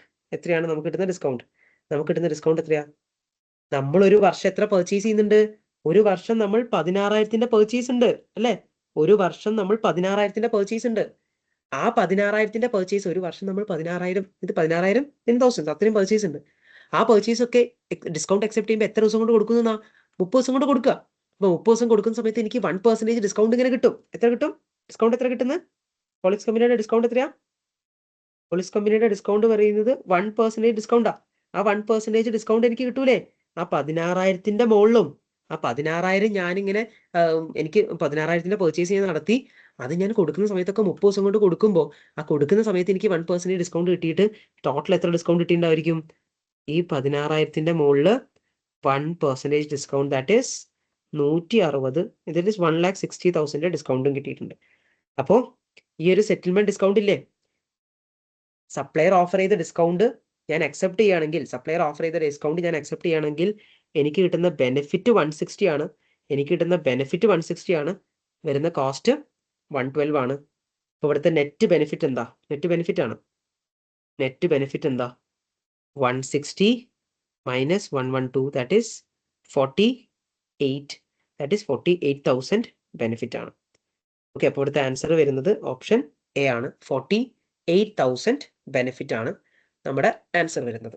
ഓക്കെ, അപ്പോൾ ഇങ്ങനത്തെ ഒരു ക്വസ്റ്റ്യൻ നമ്മൾ ക്ലാസ്സിൽ ഒന്ന് ചെയ്തിട്ടുണ്ട്. പിന്നെ വേറൊരു റിക്വയർമെന്റ് നമ്മൾ ചെയ്തിട്ടുണ്ടായിരുന്നു. ഐ തിങ്ക് നമ്മുടെ ഇൻവെന്ററി മാനേജ്മെന്റ് എന്ന് പറയുന്ന ചാപ്റ്റർ ഇല്ലേ, ഇൻവെന്ററി മാനേജ്മെന്റ് എന്ന് പറയുന്ന ചാപ്റ്ററിൽ ക്വസ്റ്റ്യൻ നമ്പർ 5 ഉണ്ട്. അതിലൊരു കൗണ്ടർ എന്ന് പറയുന്ന ഒരു പാർട്ട് ഉണ്ടായിരുന്നു. കൗണ്ടർ, ആ കൗണ്ടറിന്റെ കേസിൽ നമ്മളിത് ചെയ്തിട്ടുണ്ടായിരുന്നു. ഇതേ കാര്യം ചെയ്തിട്ടുണ്ടായിരുന്നു സെക്ഷൻ സിയിൽ. ഇതും ഇങ്ങനെ സെക്ഷൻ ബി അല്ലെങ്കിൽ സെക്ഷൻ എയിൽ ചോദിക്കാം. ഓക്കെ, അപ്പോൾ ഈ രീതിയിൽ നിങ്ങളൊന്ന് മനസ്സിലാക്കുക. ക്ലിയർ അല്ലേ? ആണെന്ന് പ്രതീക്ഷിക്കുന്നു. ബാക്കി നമ്മൾ വായിച്ചിട്ടുണ്ട്. എന്നാണ് ഇപ്പോൾ കറന്റ് ഡീസെൻട്രലൈസ്ഡ് ആണ്, അത് സെൻട്രലൈസ്ഡ് ട്രഷറി. നമ്മുടെ ട്രഷറി ഡിപ്പാർട്ട്മെന്റ് ഇല്ലേ, ട്രഷറി ഫംഗ്ഷൻ ഇപ്പോൾ ഡീസെൻട്രലൈസ്ഡ് ആണ്, അത് സെൻട്രലൈസ്ഡ് ആക്കാൻ പ്ലാൻ ചെയ്യുന്നുണ്ടെന്ന് പറഞ്ഞിട്ടുണ്ട്. പിന്നെ നമുക്ക് ബാക്കി വായിക്കാം. 2 ക്വസ്റ്റ്യൻസ് നമ്മൾ ചെയ്തത്.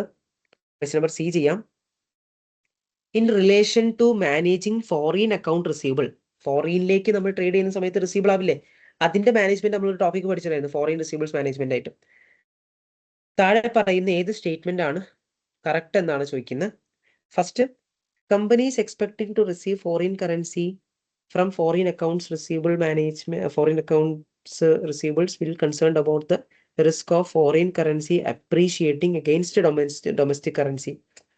അതായത് ഫോറിനിലേക്ക് നമ്മൾ ട്രേഡ് ചെയ്യുന്ന സമയത്ത് ഫോറിനിൽ റിസീവബിൾസ് വരും. ആ ഫോറിനിൽ റിസീവബിൾസ് ചിലപ്പോൾ ഇന്നായിരിക്കും ഞാൻ സെല് ചെയ്തിട്ടുണ്ടാവുക.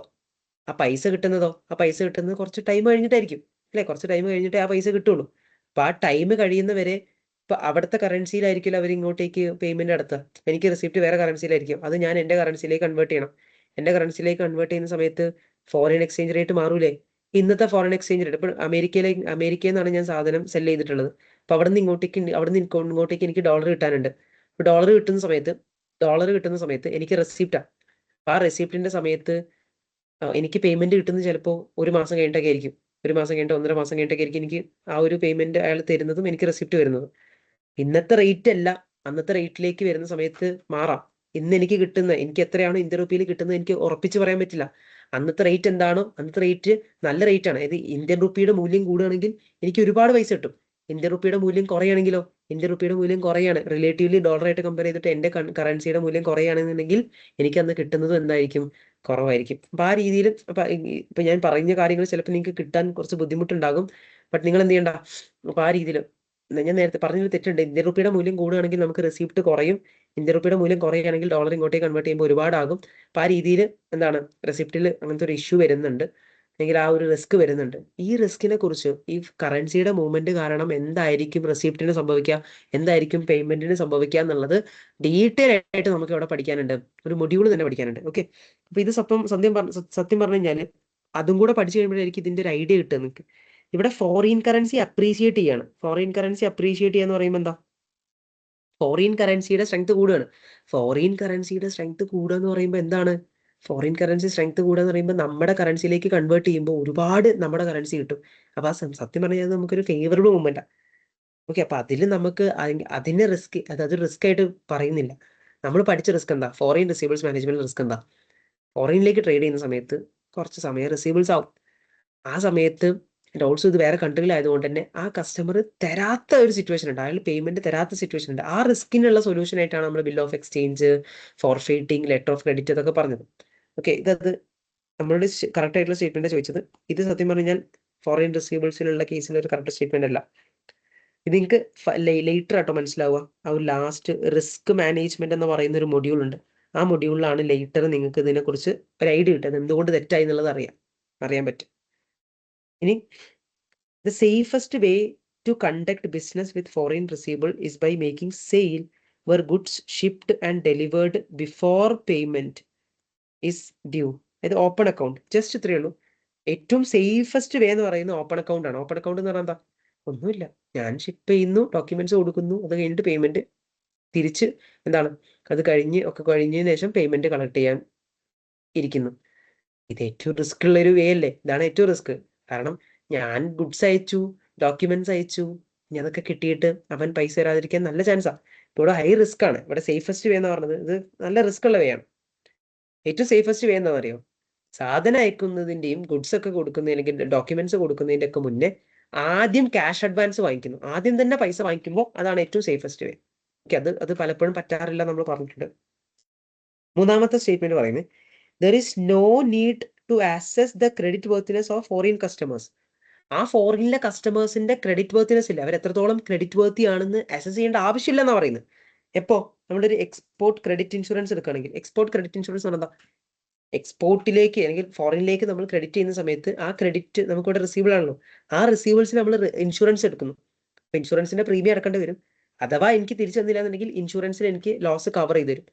ആ സമയത്ത് അങ്ങനെ എക്സ്പോർട്ട് ക്രെഡിറ്റ് ഇൻഷുറൻസ് ഞാൻ എടുക്കുന്ന സമയത്ത് ഇൻഷുറൻസ് അവർ തരണം എന്നുണ്ടെങ്കിൽ, ഫോർ എക്സാമ്പിൾ ഇൻഷുറൻസ് കമ്പനി ഈ ഒരു ഫോറിൻ കസ്റ്റമറിന്റെ കിട്ടാനുള്ള റെസീവബിൾ ഇല്ലേ, ആ റെസീവബിളിന്റെ ഇൻഷുറൻസ് എനിക്ക് ഇൻഷുറൻസ് കമ്പനി തരണം എന്നുണ്ടെങ്കിൽ ആ കസ്റ്റമറിന്റെ ക്രെഡിറ്റ് വർത്തിനെസ് ഉണ്ടല്ലോ, ആ കസ്റ്റമർ എത്രത്തോളം ഫ്രോഡ് ആണോ, അയാൾ തിരിച്ചു തരുമോ എന്ന് പറയുന്ന അയാളുടെ ക്രെഡിറ്റ് വർത്തിനെസ് അസസ് ചെയ്യാന്ന് പറയുന്നത് ഇമ്പോർട്ടന്റ് ആണ്. അപ്പോൾ ക്രെഡിറ്റ് വർത്തിനെസ് അസസ് ചെയ്യാതെ ഇത് പറ്റില്ല. ഓക്കെ, ക്രെഡിറ്റ് വർത്തിനെസ് അസസ് ചെയ്യാന്ന് പറയുന്നത് ഇമ്പോർട്ടന്റ് ആണ്. നോ നീഡ് എന്നാണ് ഈ സ്റ്റേറ്റ്മെന്റ് പറയുന്നത്. It's need. ഫോറിൻ കസ്റ്റമറിന്റെ ക്രെഡിറ്റ് വർത്തിനെസ് അസസ് ചെയ്യാന്ന് പറയുന്നത് നീഡ് ആയിട്ടുള്ള ഒരു കാര്യമാണ്. നോ നീഡ് എന്ന് പറയുന്നത്, അതുകൊണ്ട് ഈ സ്റ്റേറ്റ്മെന്റ് തെറ്റാണ്. ഇപ്പോൾ കറക്റ്റ് സ്റ്റേറ്റ്മെന്റ് എന്തായാലും തന്നെയാണ്, ഡി തന്നെയാണ്.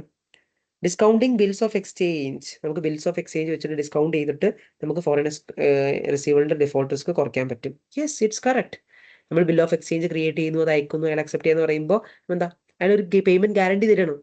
വാക്കാലുള്ള ഗ്യാരണ്ടിനേക്കാൾ payment guarantee bill of exchange രൂപത്തിൽ തരുമ്പോൾ അതൊന്നും കൂടെ റിസ്ക് കുറയുന്നുണ്ടെന്നാണ് പറയുന്നത്.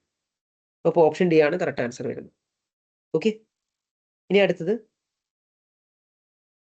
പറയുന്നത്, in relation to Emax companies proposed changes in treasury management operation.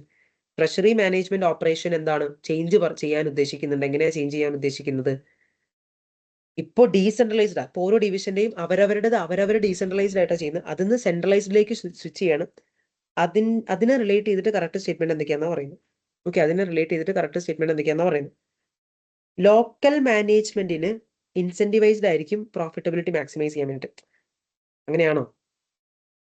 ഡീസെൻട്രലൈസ്ഡിൽ നിന്നും സെൻട്രലൈസ്ഡിലേക്ക് മാറ്റുക. ലോക്കൽ ലെവലില് താഴെയുള്ള ലോക്കൽ ലെവൽ, ആ ലോക്കൽ ലെവലിൽ നിന്ന് അവരുടെ റെസ്പോൺസിബിലിറ്റി ഒക്കെ ഒഴിവാക്കിയിട്ട് എല്ലാം ഹെഡ് ഓഫീസ് ചെയ്യാൻ പോവാണ്. സെൻട്രലൈസ്ഡ് ആയിട്ട് ടോപ്പ് ലെവൽ ഹെഡ് ഓഫീസ് ചെയ്യാൻ പോവാ. അപ്പോൾ ലോക്കൽ ലെവലിന് ഇൻസെന്റിവൈസ് കിട്ടും. അവർ ഇൻസെന്റിവൈസ് ആവാന്ന് മോട്ടിവേറ്റ് ആവാണ്. അവര് അവരുടെ കാര്യങ്ങൾ നല്ല രീതിയിൽ ചെയ്യാൻ വേണ്ടിയിട്ട് മോട്ടിവേറ്റഡ് ആവുന്നില്ല. അത് എപ്പോഴാണ് ആവുന്നത് അറിയും? ഇത് കറക്റ്റ് ആവുന്നത്, ഈ സ്റ്റേറ്റ്മെന്റ് കറക്റ്റ് ആവുന്നത് ഡീസെൻട്രലൈസ്ഡ് ട്രഷറി ഫംഗ്ഷൻ ആണെങ്കിലാണ് ഇത് കറക്റ്റ് ആവുന്നത്. ഡീസെൻട്രലൈസ്ഡ് ആകുമ്പോൾ ഓരോ ആൾക്കാർക്കും അവരവർ ചെയ്യാണ്.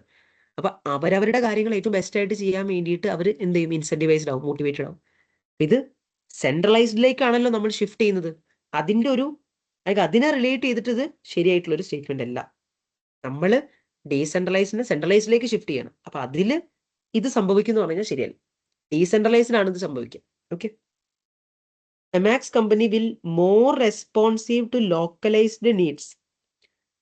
ഇത് കറൻസിയുടെ ഹെഡ്ജിങ് ഒക്കെ നമ്മൾ റിസ്ക് മാനേജ്മെന്റ് പഠിക്കുന്നതാണ്. ഇപ്പൊ കറൻസി റിലേറ്റഡ് ട്രഷറി ഫംഗ്ഷനിൽ ക്യാഷിന്റെ മാനേജ്മെന്റ് വരുന്നുണ്ട്, റിസ്ക് മാനേജ്മെന്റ് ഒക്കെ ട്രഷറി ഡിപ്പാർട്ട്മെന്റിന്റെ. അപ്പൊ തന്നെയാണ് ലോക്കലൈസ്ഡ് ആയിട്ടുള്ള, ലോക്കലൈസ്ഡ് എന്ന് പറയുന്നത് എന്താ, ഏറ്റവും താഴെ ലെവലിലുള്ള കാര്യങ്ങൾക്ക് നല്ല റെസ്പോൺസീവ് ആവാൻ പറ്റും ഈ സെൻട്രലൈസ്ഡ് ആയാലെന്ന് പറയുന്നത്. ആണോ? സെൻട്രലൈസ്ഡ് ആയാൽ ടോപ്പ് ലെവലാണ് തരുന്നത്, ടോപ്പ് ലെവലായി കാര്യങ്ങളൊക്കെ ചെയ്യുന്നത്. അപ്പൊ ടോപ്പ് ലെവലിന് ഈ താഴെ ലെവലിലുള്ള കാര്യങ്ങൾ നല്ല രീതിയിൽ റെസ്പോൺസീവ് ആയിട്ട് പെട്ടെന്ന് ഫാസ്റ്റർ ആയിട്ട് ആക്ഷൻ എടുക്കാൻ സെൻട്രലൈസിന് പറ്റില്ല. കാരണം ഇവർക്ക് ഈ ഒരു കാര്യം ഓരോ ഡിവിഷനിലും യഥാർത്ഥത്തിൽ എന്താ നടക്കുന്നതിനെ കുറിച്ച് നല്ലൊരു ബോധം ആർക്കില്ല, ഈ സെൻട്രലൈസ്ഡ് ആയിട്ടുള്ള ഡിപ്പാർട്ട്മെന്റ്സിനില്ല. അപ്പൊ അതുകൊണ്ട് തന്നെ more responsive to local issues അല്ല, ലോക്കൽ ഇഷ്യൂസിനോട് റെസ്പോൺസീവ്നെസ് കുറയാണ് ചെയ്യുന്നത്. സെൻട്രലൈസ്ഡ് ആവുമ്പോൾ ലോക്കൽ ഇഷ്യൂസിനോട് റെസ്പോൺസീവ്നെസ് കുറയാണ് ചെയ്യുന്നത്. ലോക്കൽ ഇഷ്യൂസിൽ മോർ റെസ്പോൺസീവ് ആവുന്ന എവിടെ അറിയോ? ഡീസെൻട്രലൈസ്ഡ് ആവുമ്പോൾ. ട്രഷറി ഫംഗ്ഷൻ ഡീസെൻട്രലൈസ്ഡ് ആവുകയാണെങ്കിൽ ലോക്കൽ ഇഷ്യൂസിൽ മോർ റെസ്പോൺസീവ് ആവുകയാണ്. അപ്പോൾ ഇത് സെൻട്രലൈസിനെ കുറിച്ച് ഈ ഒരു സ്റ്റേറ്റ്മെന്റ് കറക്റ്റ് അല്ല. ഓക്കെ, പിന്നെ Emax company will suffer a loss of autonomy at local level. ഇത് ലോക്കൽ ലെവലില്ലേ, താഴെ ലെവലിലുള്ള ഓട്ടോണമി, താഴെ ലെവലിലുള്ള ആൾക്കാർക്ക് ഓട്ടോണമി പറയുന്നത് അവർക്ക് പവർ കിട്ടുക, അവർക്ക് റൈറ്റ് കിട്ടുക. ആ താഴെ ലെവലിലുള്ള ആൾക്കാർക്ക് കിട്ടുന്ന റൈറ്റ് കുറയുന്നതാണ്. സഫർ ലോസ് കുറയുന്ന പറയുന്നത്. That's correct. താഴെ ലെവലിലുള്ള ആളുകൾക്ക് കിട്ടുന്ന ആ ഒരു ഓട്ടോണമിയിൽ അവർക്ക് സ്വന്തം ഡിസിഷൻ എടുക്കാനുള്ള ആ കാര്യം പിന്നെ ഉണ്ടാവില്ല. എവിടെ? സെൻട്രലൈസ്ഡ് ആകുമ്പോൾ. ഡീസെൻട്രലൈസ്ഡ് ആണെങ്കിൽ ലോക്കൽ ലെവലില്ലേ, താഴെ ലെവലിലുള്ള ആൾക്കാർക്ക് സ്വയം ഡിസിഷൻ എടുക്കാൻ പറ്റും ട്രഷറി ഫംഗ്ഷൻ റിലേറ്റഡ്. അപ്പൊ അപ്പോഴാണ് അവർക്ക് ഓട്ടോണമി ഇൻക്രീസ് ആവുന്നത്. ഡീസെൻട്രലൈസ്ഡ് ആകുമ്പോൾ താഴെ ലെവലിലുള്ള ഓട്ടോണമി ഇൻക്രീസ് ആവും. സെൻട്രലൈസ്ഡ് ആകുമ്പോഴോ താഴെ ലെവലിലുള്ള ഓട്ടോണമി, അവർക്കുള്ള പവർ കുറയും. പവർ കുറയും തന്നെയാണ് പറയുന്നത്. That is correct. ഓക്കെ, അവസാനത്തെ തെറ്റ് തന്നെയാണ്. The change should increase the cost of hedging. അതായത് ഫോറിൻ കറൻസിയുടെ റിസ്ക് ഒക്കെ ഹെഡ്ജ് ചെയ്യുന്നു. ഇത് സത്യം പറഞ്ഞാൽ നിങ്ങൾ ലേറ്ററാണ് പഠിക്കാനുള്ളത്. ബട്ട് ഇത് ആരുടെ ഫംഗ്ഷനാ? ട്രഷറി ഡിപ്പാർട്ട്മെന്റിന്റെ ഫംഗ്ഷനാ. ഇതിന് വരുന്ന കോസ്റ്റ് ഇല്ലേ, ആ കോസ്റ്റ് കൂടുന്നാ പറയുന്നത്. അതായത് ഡീസെൻട്രലൈസ്ഡിൽ നിന്നും സെൻട്രലൈസ്ഡിലേക്ക് മാറുന്ന സമയത്ത് കോസ്റ്റ് കൂടുന്നാ പറയുന്നത്. അങ്ങനെയല്ല, ഡീസെൻട്രലൈസ്ഡ് ആയിട്ട് ഓരോ ഡിവിഷനും സെപ്പറേറ്റ് ആയിട്ട് ചെയ്യുമ്പോൾ ഇവർ ഇൻഎഫിഷ്യന്റ് ആകും. ആ ഇൻഎഫിഷ്യൻസി കാരണം കോസ്റ്റ് കൂടുകയാണ്. എവിടെ? ഡീസെൻട്രലൈസ്ഡിലാണ് കോസ്റ്റ് കൂടുന്നത്. അവിടെ നിന്ന് സെൻട്രലൈസിലേക്ക് ഷിഫ്റ്റ് ചെയ്യുന്ന സമയത്ത് ഇവർക്ക് എല്ലാവർക്കും വേണ്ടിയിട്ട് സ്പെഷ്യലിസ്റ്റ് ആയിട്ടുള്ള, എക്സ്പേർട്ട് ആയിട്ടുള്ള ഒരു ടീമാണ് എല്ലാവർക്കും വേണ്ടി ചെയ്യുന്നത്. അപ്പൊ അങ്ങനെ ചെയ്യുന്ന സമയത്ത് മോർ എഫിഷ്യന്റ് ആയിട്ട് കാര്യങ്ങൾ ചെയ്യാൻ പറ്റും, കോസ്റ്റ് കുറവായിരിക്കും. സെൻട്രലൈസ്ഡ് ഓപ്പറേറ്റ് ചെയ്യുമ്പോൾ കോസ്റ്റ് കുറവായിരിക്കും, ഇവിടെ കോസ്റ്റ് കൂടുന്ന പറയുന്നത്. അതുകൊണ്ടാണ് സ്റ്റേറ്റ്മെന്റ് തെറ്റായത്. ഇവിടെ കറക്റ്റ് ഓപ്ഷൻ വരുന്നത് ഓപ്ഷൻ സി ആണ് വരുന്നത്. ഓക്കെ, ഇനി അടുത്തത് in relation to working capital funding strategy. Working ക്യാപിറ്റലിന്റെ ഫണ്ടിങ് സ്ട്രാറ്റജി ഉണ്ടല്ലോ. കറണ്ട് അസറ്റിനെ നമ്മൾ എങ്ങനെ ഫൈനാൻസ് ചെയ്യുന്നു? ലോങ് ടേം ഉപയോഗിക്കുന്നോ, ഷോർട്ട് ടേം ഉപയോഗിക്കുന്നോ? ഒരുപാട് ലോങ് ടേം ഉപയോഗിക്കുന്നുണ്ടെങ്കിൽ കൺസർവേറ്റീവ്, ഒരുപാട് ഷോർട്ട് ടേം ഉപയോഗിക്കുന്നുണ്ടെങ്കിൽ അഗ്രസീവ്. അതിനെ റിലേറ്റ് ചെയ്തിട്ട് താഴെ സ്റ്റേറ്റ്മെന്റിലെ കറക്റ്റ് സ്റ്റേറ്റ്മെന്റ് ഏതാണെന്നാണ് ചോദിക്കുന്നത്. ഓക്കെ, അഗ്രസീവ് സ്ട്രാറ്റജി എന്ന് പറയുന്നത് maximise liquidity at the expense of profitability. Aggressive strategy എന്ന് പറഞ്ഞാൽ എന്താ? ലിക്വിഡിറ്റി അടിപൊളിയാക്കുന്നു, പ്രോഫിറ്റബിലിറ്റി നോക്കാതെ. അങ്ങനെയല്ല. അഗ്രസീവിൽ നമ്മൾ എന്താ ചെയ്യുന്നത്? ഒരുപാട് ഷോർട്ട് ടേം ഉപയോഗിക്കില്ലേ? ഒരുപാട് ഷോർട്ട് ടേം ഉപയോഗിക്കുന്ന സമയത്ത് നമ്മൾ എന്ത് നോക്കിയിട്ടാണ് ഒരുപാട് ഷോർട്ട് ടേം ഉപയോഗിക്കുന്നത്? ലോങ് ടേമിന് കോസ്റ്റ് കൂടുതലാണ്, ഷോർട്ട് ടേമിന് കോസ്റ്റ് കുറവാണ്. അപ്പോൾ ഷോർട്ട് ടേം ഒരുപാട് ഉപയോഗിക്കുമ്പോൾ കോസ്റ്റ് കുറയുമ്പോൾ പ്രോഫിറ്റബിലിറ്റി കൂട്ടാനാണ് നോക്കുന്നത്. അഗ്രസീവില് പ്രോഫിറ്റബിലിറ്റി കൂട്ടാനാണ് നോക്കുന്നത്. But at the same time short term ഉപയോഗിക്കുന്നതുകൊണ്ട് തന്നെ പെട്ടെന്ന് ഇത് എന്താണ്? റീഫൈനാൻസ് ചെയ്യണം, വാനിഷ് ആവുന്ന സമയത്ത് ലിക്വിഡിറ്റി ഇഷ്യൂസ് വരും, ക്യാഷ് ഫ്ലോന്റെ ഇഷ്യൂസ് വരും. അപ്പൊ ലിക്വിഡിറ്റി കോംപ്രമൈസ് ചെയ്തിട്ട് അഗ്രസീവില് ലിക്വിഡിറ്റി കുറച്ചിട്ട് പ്രോഫിറ്റബിലിറ്റി കൂട്ടാനാണ് നോക്കുന്നത്. അഗ്രസീവ് സ്ട്രാറ്റജിയിൽ ലിക്വിഡിറ്റി കുറച്ചിട്ട് പ്രോഫിറ്റബിലിറ്റി കൂട്ടാനാണ് നോക്കുന്നത്. ഇവിടെ നേരെ തിരിച്ചാ പറയുന്നത്. അതുകൊണ്ട് ഈ സ്റ്റേറ്റ്മെന്റ് തെറ്റാണ്. Okay, short term finance have higher cost than long term finance എന്ന് പറയുന്നത്. ആണോ? ഇല്ല, ലോങ് ടേം ഫൈനാൻസിന് കോസ്റ്റ് കൂടുതൽ, ഷോർട്ട് ടേമിന് കോസ്റ്റ് കുറവെന്നാണ്. അതുകൊണ്ട് സ്റ്റേറ്റ്മെന്റ് തെറ്റാണ്. Fluctuating current asset short term വെച്ചാണ് ഫൈനാൻസ് ചെയ്യേണ്ടത് അല്ലേ? ഇത് അഗ്രസീവ് കൺസർവേറ്റീവ് നോക്കണ്ട. നോർമൽ ഫണ്ടിങ് സ്ട്രാറ്റജി എന്താ പറയുന്നത്? ഫ്ലക്ച്വേറ്റിംഗ് കറണ്ട് അസറ്റ് ആണെങ്കിൽ അതിനെന്ത് ചെയ്യണം? ഷോർട്ട് ടേം വെച്ചിട്ട് ഫൈനാൻസ് ചെയ്യണം. പെർമനന്റ് കറണ്ട് അസറ്റിനെ ലോങ് ടേം വെച്ചിട്ട്. ഒരു മാച്ചിങ് പോളിസിയാണ് എപ്പോഴും വർക്കിംഗ് ക്യാപിറ്റലിലെ ഗുഡ് ആയിട്ടുള്ള ഫൈനാൻസിങ് പോളിസി എന്ന് പറയുന്നത്. ഓക്കെ, അപ്പോൾ ഫ്ലക്ച്വേറ്റിംഗ് കറണ്ട് അസറ്റിനെ ഷോർട്ട് ടേം സോഴ്സിനാണ് ഫൈനാൻസ് ചെയ്യേണ്ടത്. ബിക്കോസ് ഫ്ലക്ച്വേറ്റിംഗ് കറണ്ട് അസറ്റ് ആണ് റിയലി ഷോർട്ട് ടേം, അതിന് ഷോർട്ട് ടേം വെച്ചിട്ട് ഫൈനാൻസ് ചെയ്യാം. ഓക്കെ, ആ സ്റ്റേറ്റ്മെന്റ് ശരിയാണ്. മോഡറേറ്റ് അല്ലെങ്കിൽ മാച്ചിങ് സ്ട്രാറ്റജി എന്ന് പറയുന്നത് കറണ്ട് അസറ്റിനെ ഷോർട്ട് ടേം എന്ന് ഉപയോഗിക്കാനാണ് പറയുന്നത്. ആണോ? മാച്ചിങ് പോളിസി എന്ന് പറഞ്ഞാൽ എന്താ? കറണ്ട് അസറ്റിനെ ഷോർട്ട് ടേം ഉപയോഗിക്കുന്നില്ല.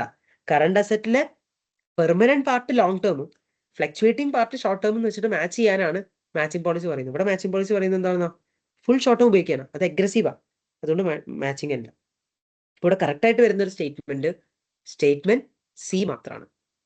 ഓക്കെ, അപ്പോൾ നമ്മൾ സക്സസ്ഫുള്ളി വർക്കിംഗ് ക്യാപിറ്റൽ മാനേജ്മെന്റിലെ ഫുൾ ക്വസ്റ്റ്യൻസ് പ്രാക്ടീസ് ചെയ്തിട്ടുണ്ട്. കപ്ലാനിലെ ഫുൾ ക്വസ്റ്റ്യൻസ് നമ്മൾ പ്രാക്ടീസ് ചെയ്ത് കംപ്ലീറ്റ് ചെയ്തിട്ടുണ്ട്. ആദ്യം നമ്മൾ സെക്ഷൻ എ ഡിസ്കസ് ചെയ്യുന്ന ഒരു സീരീസ് ഓഫ് വീഡിയോസ് എടുത്തു. ഇനി അത് കഴിഞ്ഞ് നമ്മളിവിടെ സെക്ഷൻ ബിയും നമ്മൾ കംപ്ലീറ്റ്ലി പ്രാക്ടീസ് ചെയ്തിട്ടുണ്ട്.